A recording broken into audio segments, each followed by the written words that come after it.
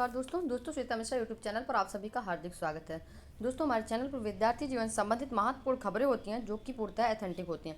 सभी एथेंटिक खबरों के लिए आप हमारा चैनल सब्सक्राइब कर सकते हैं। इसी क्रम में आज की पहली खबर है, सितंबर में हो सकती है प्रारंभिक अर्हता परीक्षा, यानी कि यूपी जो पीईटी का आयोजन कर रहा है वो सितंबर में हो सकती है।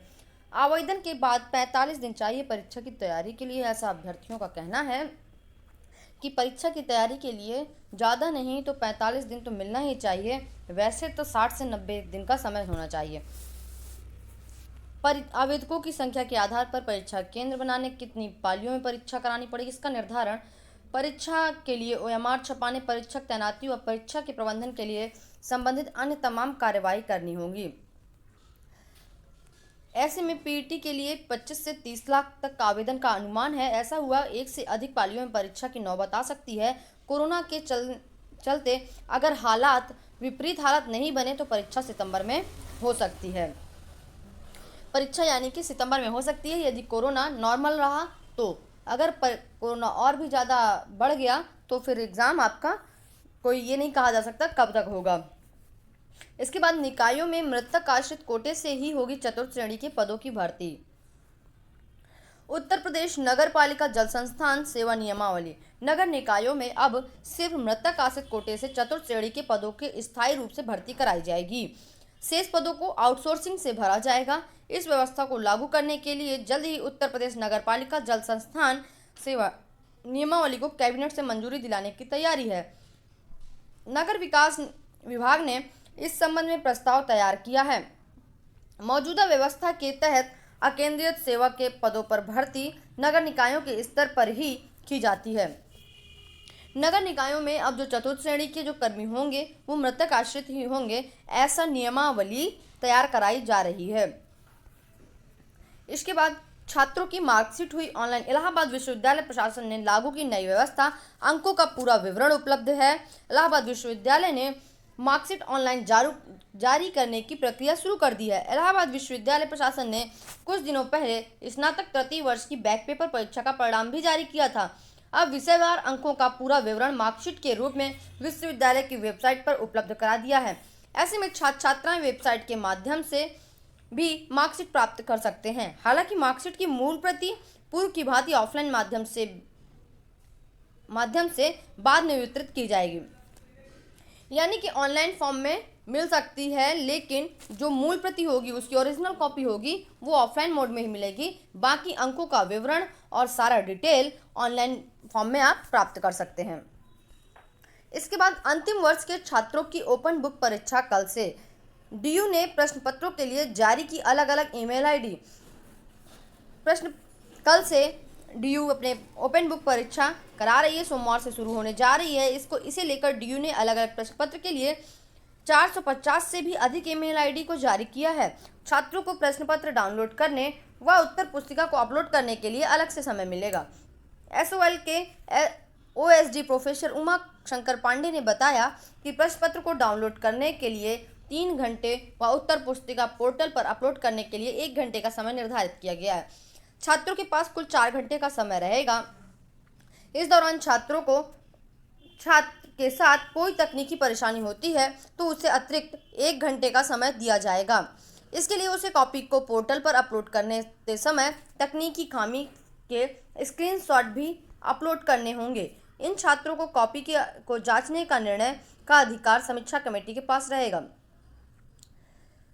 5 घंटे में भी छात्र उत्तर पुस्तिका पोर्टल पर अपलोड नहीं कर पाए तो डीयू 30 मिनट अतिरिक्त भी प्रदान करेगा, यानी 30 मिनट में कॉपी को डीयू की दूसरी ईमेल आईडी पर भेजना अनिवार्य होगा।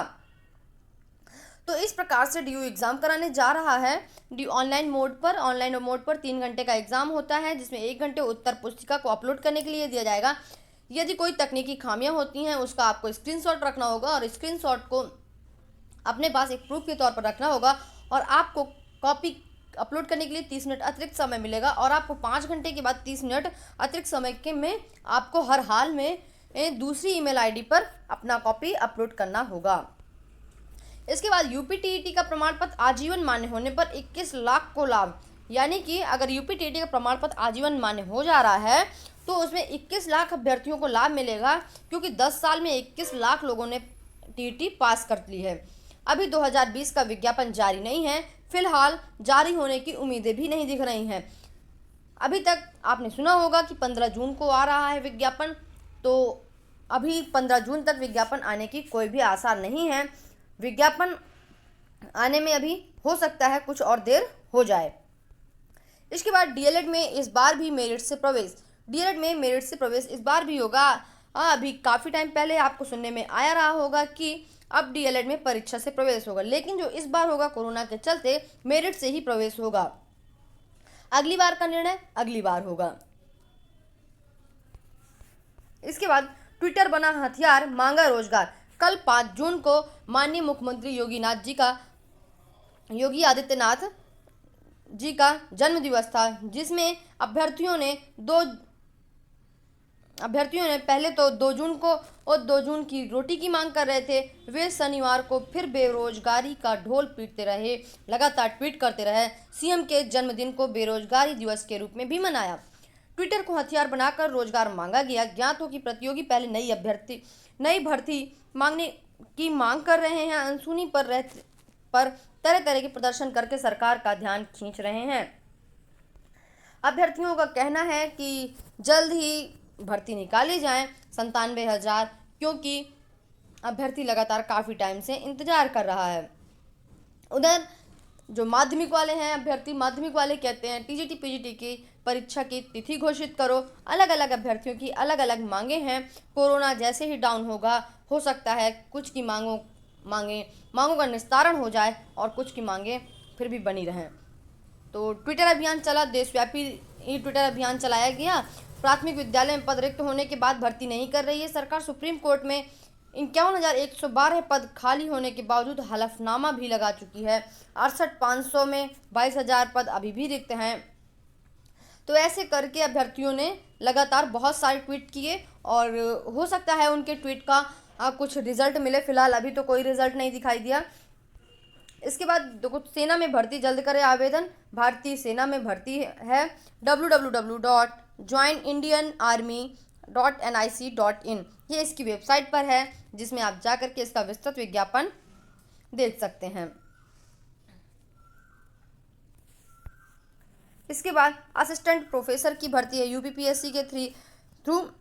इसकी है http://uppsc.up.nic.in, मतलब इसकी सारे की ये दी हुई हैं, वेबसाइट दी हुई हैं। आप इसमें जा करके आप अपनी ये विस्तृत विज्ञापन देख सकते हैं। इसके बाद असिस्टेंट प्रोफेसर के पदों का फिर से अवसर, इसकी भी वेबसाइट दी हुई है, इसको जा करके आप देख सकते हैं। छात्रों व अभिभावकों से भी अंक निर्धारण के लिए 7 तक मांगे सुझाव। यूपी बोर्ड की परीक्षा निरस्त होने के बाद हाई स्कूल व इंटरमीडिएट की परीक्षाओं में अंक निर्धारण के लिए छात्रों व अभिभावकों से भी 7 जून तक ईमेल में सुझाव मांगे गए हैं। ये ईमेल आईडी दी हुई है। जो भी अभिभावक अपने सुझाव देना चाहते हो, इस वेबसाइट पर जा करके वीडियो कॉन्फ्रेंसिंग के माध्यम से इस वेबसाइट पर जा करके अपना सुझाव दे सकते हैं 7 जून तक, क्योंकि मांगा गया है अभिभावकों से सुझाव। तो दोस्तों, आज बस इतनी खबर। इन्हीं खबरों के साथ आपका दिन शुभ हो, और यदि आपको चैनल अच्छा लगा हो तो ज़रूर आप चैनल को सब्सक्राइब कर लें। और हमारे चैनल के अबाउट सेक्शन में जा करके आप हमसे किसी भी सोशल साइट से जुड़ सकते हैं। Thank you.